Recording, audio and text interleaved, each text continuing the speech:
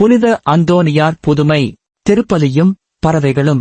புனித அந்தோணியார் கோடிக்கணக்கான அற்புதங்களைச் செய்தவர். அவர் வாழுகின்ற பொழுதும் இறந்த உடனேயும் அநேகமான அற்புதங்களை மக்களுக்குச் செய்து மக்களுடைய வாழ்வை வளப்படுத்தினார். இறந்த பிற்பாடு அவர் செய்த புதுமைகள் எண்ணில் அடங்காதவை. இன்று வரைக்கும் புனித அந்தோணியார் பல புதுமைகளை பல மக்களுக்கு செய்து கொண்டே இருக்கின்றார். இந்த காணொளியில் நாங்கள் பார்க்க இருப்பது எப்படி புனித அந்தோணியார் திருப்பலிக்கு செல்ல வேண்டும் என்ற ஆவலினால் பறவைகளை தன்னுடைய தோட்டத்திற்குள் வராமல் செய்தார் என்பதுதான். தந்தை தோட்டத்தை பறவைகளிடமிருந்து பாதுகாக்க சொன்னார். ஆனால் புனித அந்தோணியாருக்கு அந்த நேரத்தில் திருப்பலிக்கு செல்ல வேண்டும், நற்கருணை பெற வேண்டும் என்ற ஆசை இருந்தது. அதனால் அவர் பறவைகளுக்கு என்ன செய்தார் என்பதுதான் இந்த புதுமை. இப்பொழுது நாங்கள் அந்த புதுமையை பற்றி பார்ப்போம். அந்தோணியார் சிறு வயதிலே புதுமை செய்யும் வரம் பெற்றிருந்தார். அது என்னவென்றால், ஒருமுறை அவருக்கு கோவிலுக்கு சென்று திவ்யபலி பூசை காண வேண்டும் என்று ஆசை. ஆனால் அவரது தந்தை அவரை வீட்டுத் தோட்டத்தில் பறவைகள் தானியங்களை சாப்பிடாமல் அதை விரட்ட வேண்டும் என்று அவரிடம் சொன்னார். ஒரு பக்கம் திருப்பலிக்கு செல்ல வேண்டும் என்று ஆசை, ஆனால் மறுபக்கம் பறவைகள். உடனே ஆண்டவரிடம் வேண்டினார். பறவைகளை எல்லாம் அரண்மனைக்குள் செல்லுமாறு சொன்னார். அனைத்து பறவைகளும் அரண்மனைக்குள் சென்றது.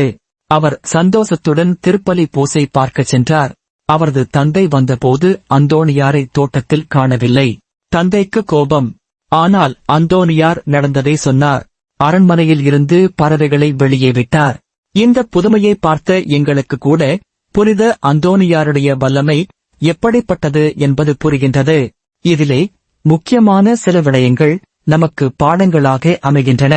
முதலாவது, புனித அந்தோணியார் கடவுள் மேல் இருந்த பக்தியை தன்னுடைய வாழ்வில் அதிகமாக உணர்ந்து வாழ்ந்திருக்கின்றார்.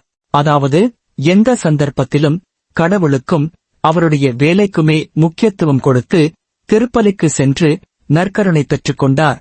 இரண்டாவது, தந்தையுடைய வார்த்தைகளுக்கு மதிப்பளித்தார்.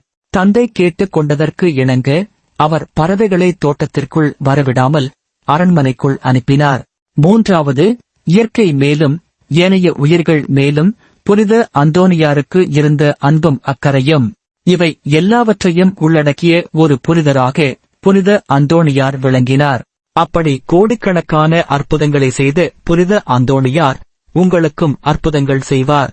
இந்த செய்தி உங்களுக்கு பிடித்திருந்தால் இந்த சேனலை சப்ஸ்கிரைப் செய்யுங்கள். அத்தோடு லைக் பண்ணுங்கள். உங்களுக்கு வேண்டியவர்களோடு இந்த செய்தியை ஷேர் செய்யுங்கள். இதை கேட்கின்றவர்களுக்கும் இதன் மூலம் நன்மை கிடைக்கட்டும். நன்றி.